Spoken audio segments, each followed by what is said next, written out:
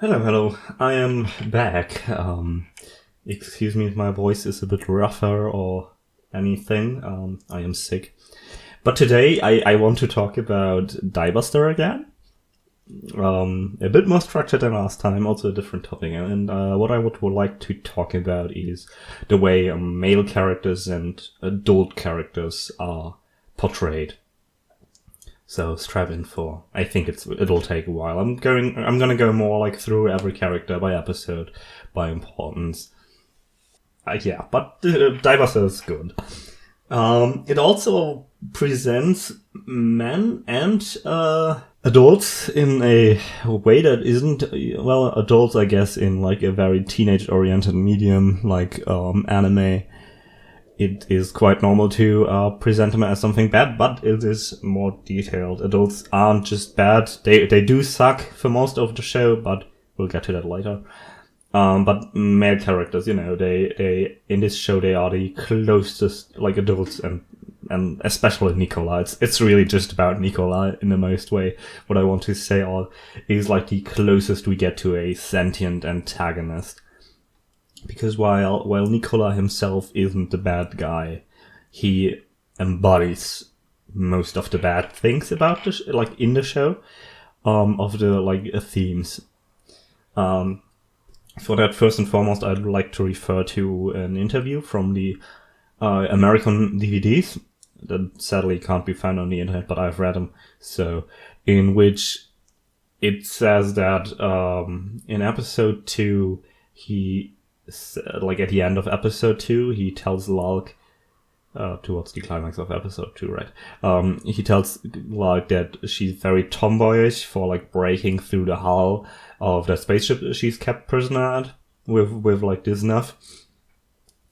And that's something Tsurumaki mentioned that is like very in contrast to Gunbuster and the coach from Gunbuster.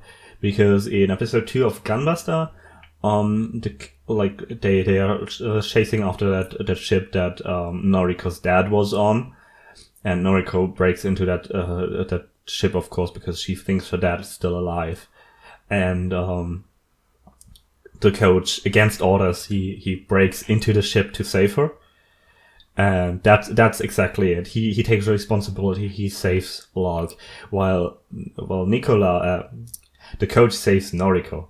Nicola doesn't save Log. He is like, oh, you did good, but he's not taking responsibility. He's not, quotation marks, as much of a man as the coach. He's like very much just a wimp. That's what he is. He's like always on distance, because he's generally a character that doesn't care about anyone except himself. I think that's like he's introduced in episode 2. The first thing we learn about him, he's introduced right next to Cassio, the other dude from the fraternity, and in the same episode Commander Hattori is introduced, and like Cassio is directly put into like more of a humoric, and like more of a bad spot. Like he's introduced peeping on Nono and Lyle through like that TV, which is just like a like just in comparison to the original again, to episode 2, where in like Gunbuster, where the girls like Noriko, Amano, and Freud take a bath, and then like it's shown that that like some dudes in their mechs drive past. He's even shown doing the running animation as if it's like a marathon, which was also mentioned in that interview. He's definitely already not like he's not supposed to be in the viewer's favor, while Nicola is just like, haha, this is amusing. He's just interested in Nono from a entertainment standpoint. And I think that's pretty important later on, not just towards Nono, but towards everyone. He then, like, later, when they're done with the bath, Nono and Lag, he's obviously shown caring about Hulk in like quotation marks, because I think that's just it just seems that, I mean, it's brought up later again that he doesn't really care about Lark that much. But it's like, Lark is calmed down by like the sound of a heartbeat when, Nicola gives her that. He hugs her, he tells her everything's okay. He's like a good guy that Lark obviously crushes on. And he's also, the leader of the fraternity. They don't actually have a structure like that. That's what Lark says. But he's like the accepted leader of that group of like Lark, Tisho, Cassio, and Nicola. So we can assume he's pretty good. Then Lark is like taken prisoner, or like, is being interrogated by Commander Hattori. And even he mentions Nicola, and I think that's pretty important, because Hattori is said to have been a topless in the past as well, but then, he lost his powers. And I think it's sad that he wasn't ever that good. But he knows about Nicola. He asks like about Nicola. So I assume it's just that the two of them were in the fraternity at the same time. They served together, and he heard about Nicola because Nicola was this big guy. He's like the top spot. It's something you really see from like how Nicola carries himself. He's like, he gets everything he wants. He's popular, everything, and we don't really know if Nicola ever knows of Hattori in that past. So it could just be that Hattori was like the small guy who just did their normal lives, while Nicola was this arrogant dipshit. Yeah, that's basically how the three characters are introduced. There are only three more adult, well, technically four, and the Council of Elders, but the Council of Elders, like all other characters are only introduced in like episode 5 or 6. So first and foremost, it's all just about these three dudes. Hattori obviously being the adult who thinks being topless is like a disgrace. It's like something bad. These kids are just full of themselves, even though they can't do anything, and nothing they do really matters in the adult world. Cassio is in episode 3. We get a lot of that. He's like the only non-topless allowed to be with fraternity still, which is like, he's obviously an adult, but you could assume it's just because he was such a talented pilot. He did pilot Disnef, the oldest machine still in service back in the day, and then gave it back to Lark. So we could assume it's just a matter of he's a good teacher for Lark. So like he just knows the drill, he knows everything. But then like, why isn't there anybody else still? I think it's really just that Cassio hasn't grown up. Like he's obviously an adult. He also lost his topless powers, but he doesn't accept it. He's still clinging to being a part of fraternity. And then in episode 4 really enhances that feeling that Cassio, he still wants to be a topless. He still wants to pilot the thing.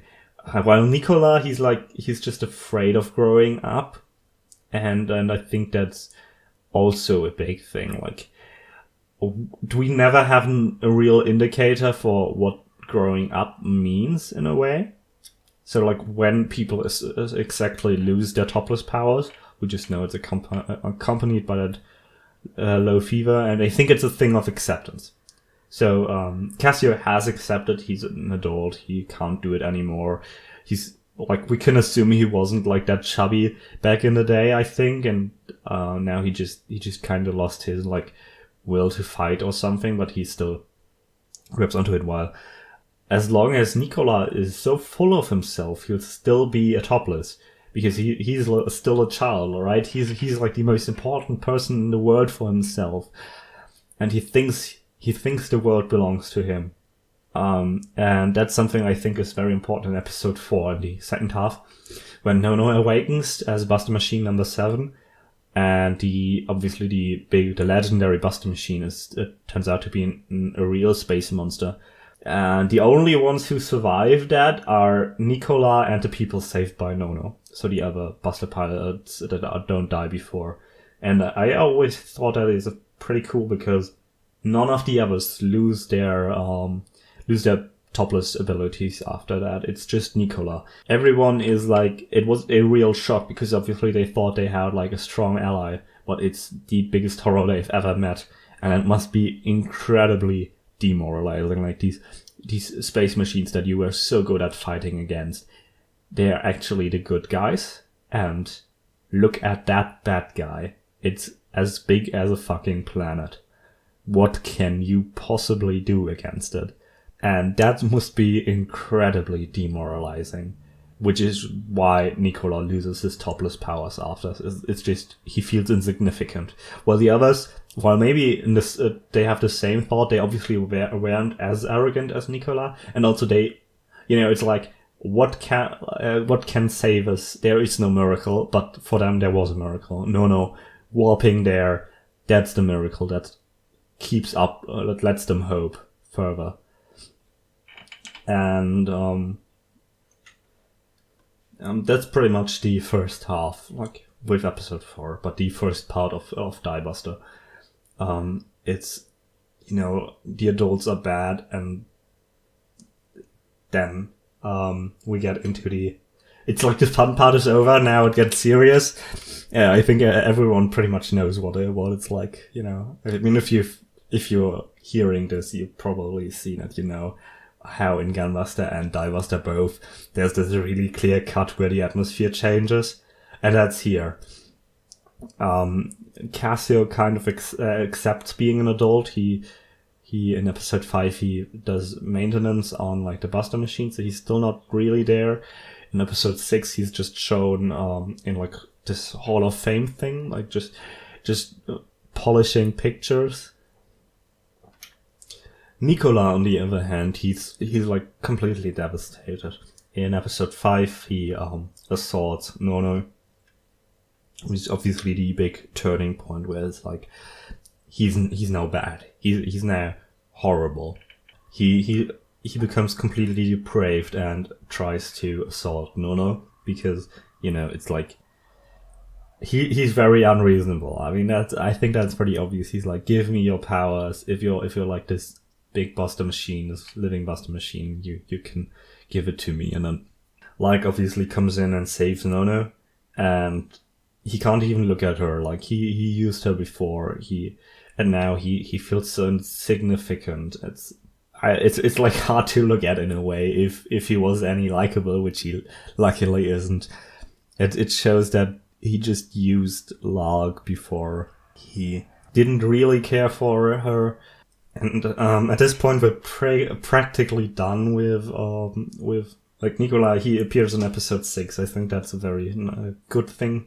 Not because he gets any good, but he's shown as like he's joined the military in that final operation, and he's working under Hattori, which is like amusing that now that he's at the bottom, he has to work under this dude that was presumably under him at some point in rank, and he's shown smoking and I think drinking coffee in that episode as well, which is like the adult things.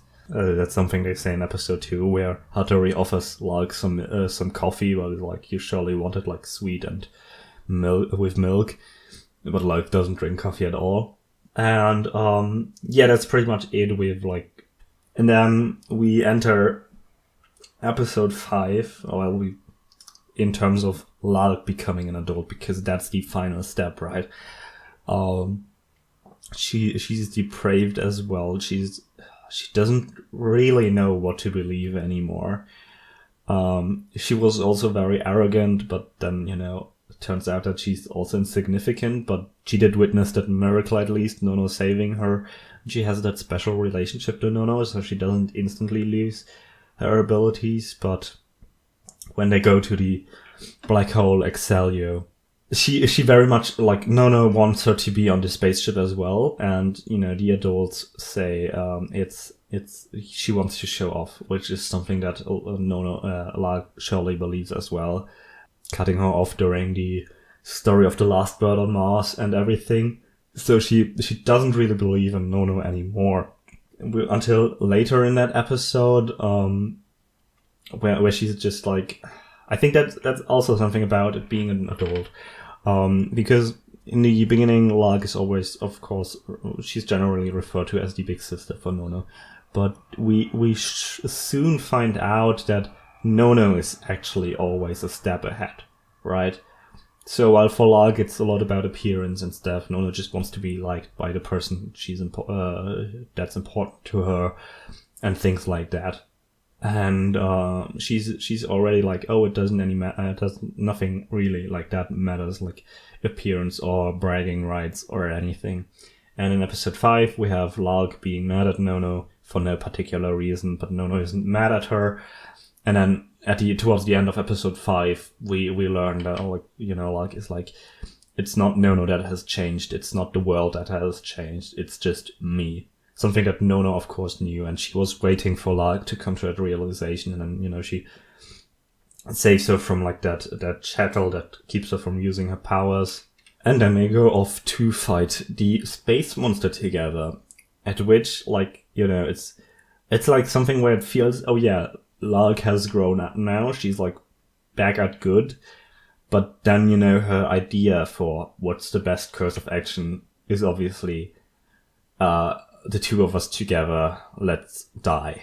Let's sacrifice ourselves to defeat the space monster, which is so far off from what either Lark or Nono wants, because they just want to be happy, and Lark has this weird conception that being an adult means being selfless, which to a certain point I'd say it does, but it's just not being arrogant doesn't mean being entirely selfless, and sacrificing yourself isn't the right way, at which point Nono just, entirely disappears. She just goes away without saying a word, because this is the wrong direction.